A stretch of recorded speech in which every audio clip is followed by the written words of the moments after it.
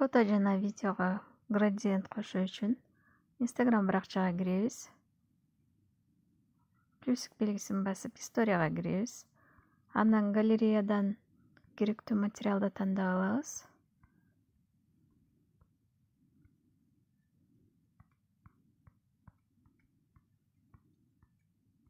Керектүү материалды тандап алып, наклейки бөлүмүндөгү наложениядан бизге керектүү градиентти тандайбыз.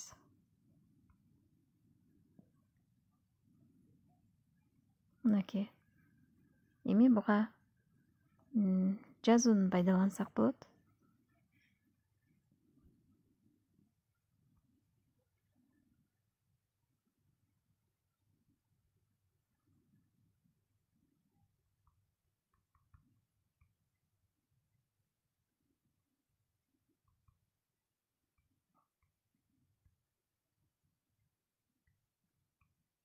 Калган түсүңүзгө өзгөртүп алсаңыз болот.